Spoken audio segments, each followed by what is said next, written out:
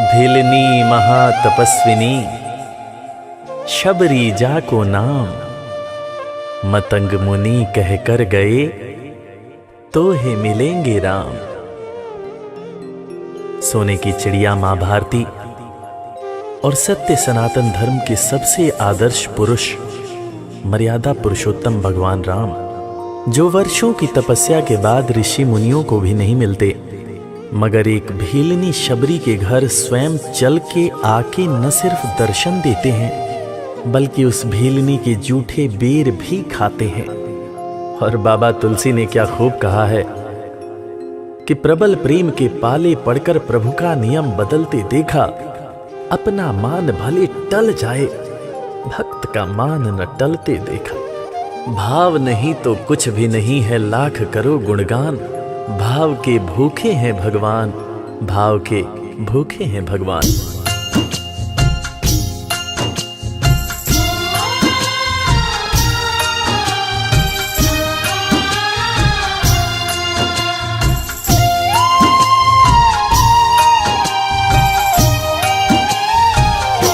भाव के भूखे हैं भगवान, भाव के भूखे हैं भगवान, भाव के भूखे हैं भगवान, भाव के भूखे हैं भगवान। भाव नहीं तो कुछ भी नहीं है, भाव नहीं तो कुछ भी नहीं है, लाख करो गुणगान। भाव के भूखे हैं भगवान, भाव के भूखे हैं भगवान। भाव के भूखे हैं भगवान, भाव के भूखे हैं भगवान।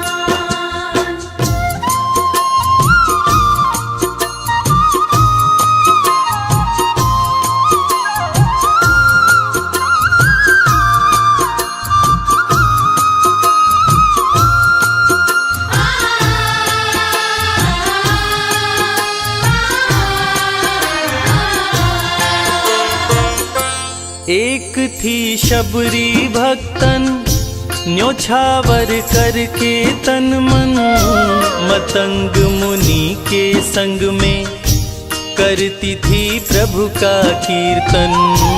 मतंग मुनि के संग में करती थी प्रभु का कीर्तन। बागों से चुन चुन लाती, प्रभु को फूल चढ़ाती, गंगा के पावन जल से रोज स्नान कराती। गंगा के पावन जल से रोज स्नान कराती। चरण धो के श्री राम का करती, चरण धो के श्री राम का करती, चरणामृत का पान। भाव के भूखे हैं भगवान, भाव के भूखे हैं भगवान। भाव के भूखे हैं भगवान, भाव के भूखे हैं भगवान।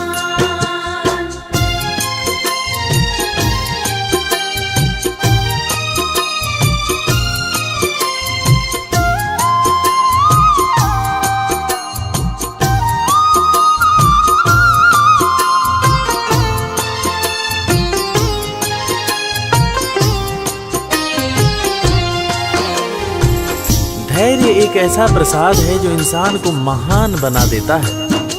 मतंग मुनि मां शबरी से कह गए कि शबरी तेरे दरवाजे राम जरूर आएंगे, और शबरी ने 10,000 साल तक प्रतीक्षा किया।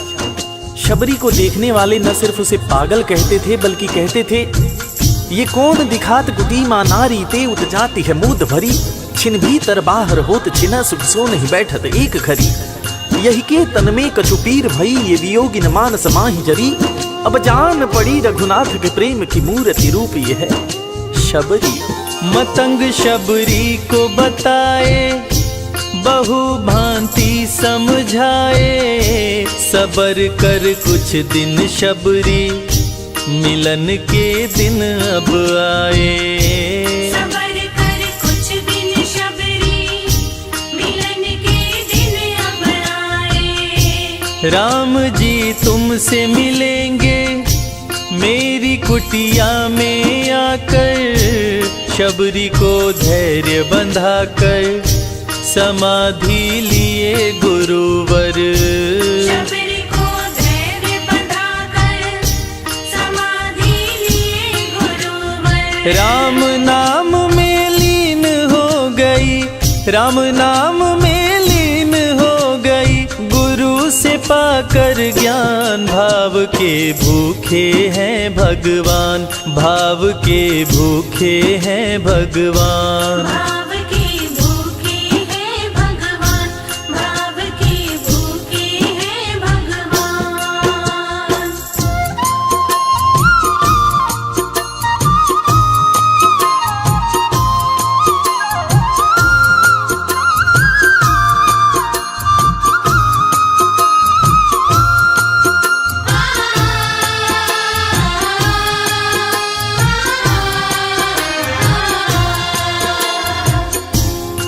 माँ शबरी के गुरु महामुनि मतंग जब अपने नश्वर शरीर का त्याग कर रहे थे, तब माँ शबरी ने उनसे पूछा, हे गुरुवर, मुझे मेरे राम कहाँ मिलेंगे? इस पर महामुनि मतंग ने शबरी को जवाब दिया कि शबरी, अरे दुनिया राम को ढूंढती है, मगर तू तो ऐसी खुशनसीब है कि तेरे दरवाजे राम स्वयं चलकर आएंगे। माँ शबरी को अपने गुरु की बातों पर अटूट विश्वास हो गया। माँ शबरी हर रोज राहों पर फूल बिछाती थी, चुन चुन कर मीठे बेर चख चख कर इकट्ठा करती थी, ताकि मेरे प्रभु श्री राम जब आएंगे तो बड़े प्यार से इसका भोग लगाएंगे। राहों पर फूल भी बड़ी सावधानी से शबरी माँ बिछाती थी। शबरी माँ सोचती थी कि मेरे गुरुवर कह के गए हैं कि मेरे घर मेरे राम जरूर आएंगे। शबरी माँ राहों पर दूर दूर तक फूल बिछाती कि प्रभु श्री राम के पैर में कहीं कोई कांटा न चुभ जाए। राह पे फूल बिछाती, वो मीठे बेर को लाती, मेरे प्रभु राम आएंगे, नैनों में सपने सजाती। मेरे प्रभु राम आएंगे, नैनों में सपने सजाती। राम से प्रीत लगा के वो निश दिन राम पुकारे, उमरिया बीती जाए रे कि अखियां पंथ निहारे। उमरिया बीती जाए रे कि अखियां पंथ निहारे। जर्जर हो गई काया फिर भी, जर्जर हो गई काया फिर भी, बसे राम में प्राण। भाव के भूखे हैं भगवान, भाव के भूखे हैं भगवान। भाव के भूखे हैं भगवान, भाव के भूखे हैं भगवान।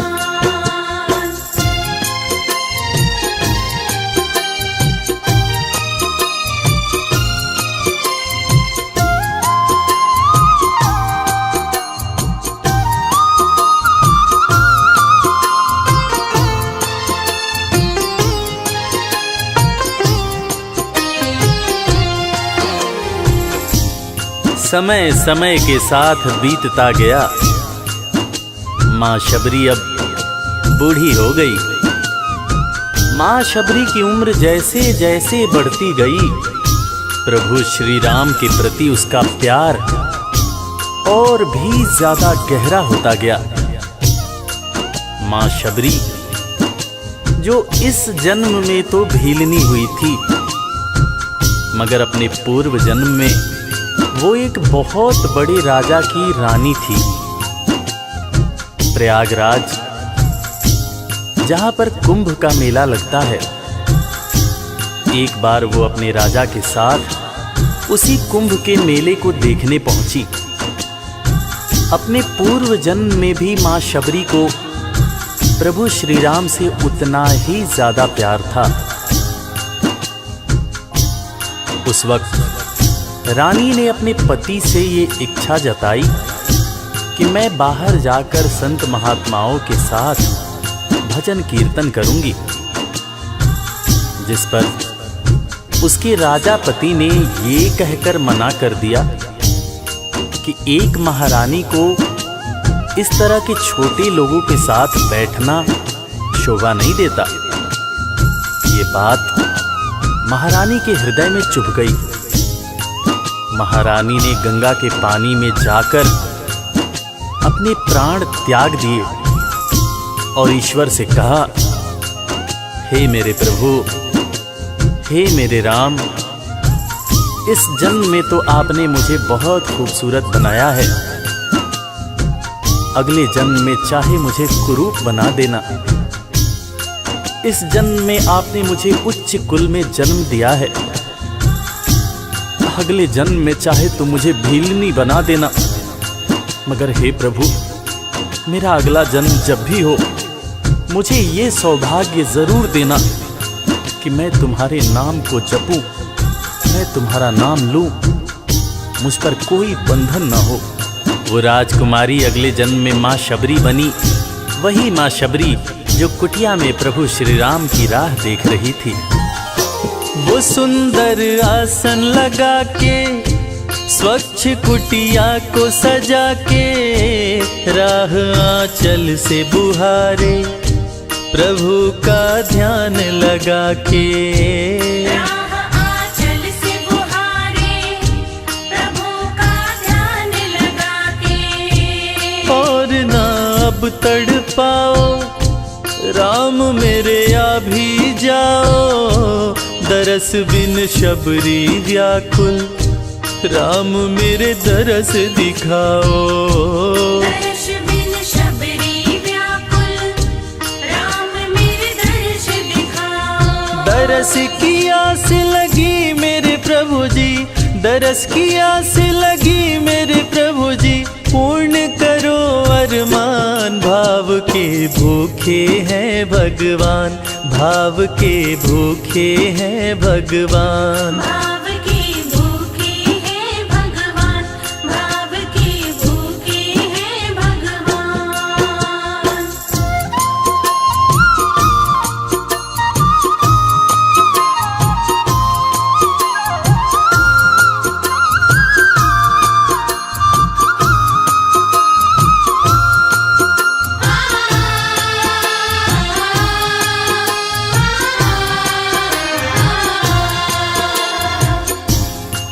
अजगर करे न चाकरी, पंछी करे न काम, दास मलूका कह गए सबके दाता राम।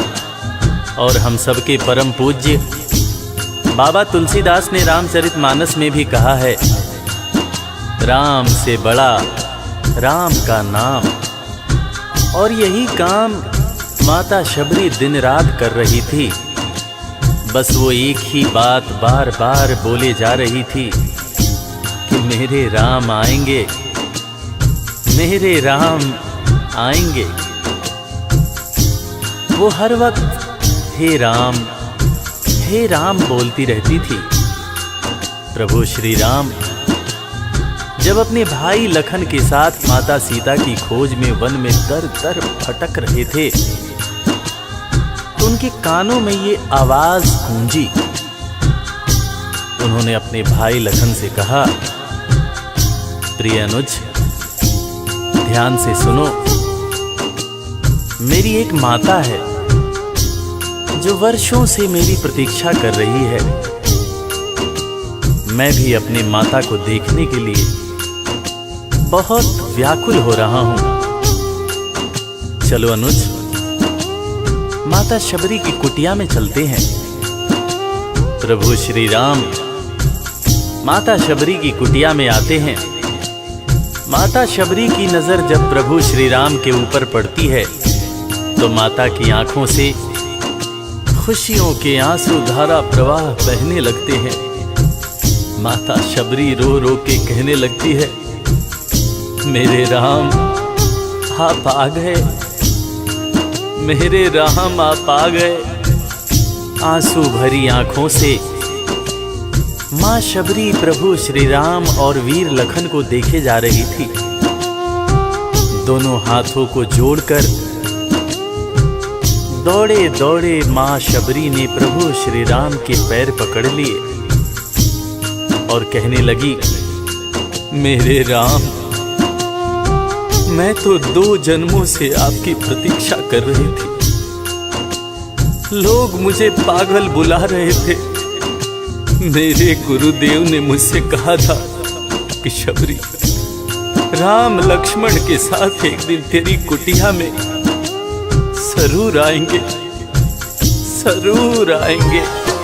राम संग लखन को आते, देखी प्रभु को मुस्काते, प्रभु के पास में आई, कुटिया से दौड़ लगाते। प्रभु के पास में आई, कुटिया से दौड़ लगाते। राम से मिलन हुआ जब, तो शबरी सुध बुध खो गई, प्रभु के पाँव पकड़ के भाव में विह्वल हो गई। प्रभु के पाँव पकड़ के भाव में विह्वल हो गई। खुशी के आंसुओं से पग धोए, खुशी के आंसुओं से पग धोए, भक्त न शबरी समान, भाव के भूखे हैं भगवान, भाव के भूखे हैं भगवान। भाव के भूखे हैं भगवान, भाव के भूखे हैं भगवान।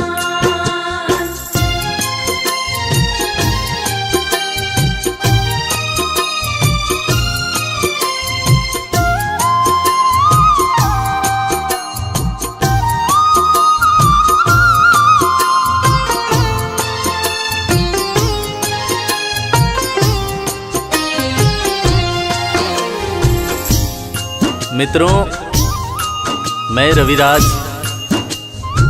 आप सबको आज एक बात बताना चाहूंगा।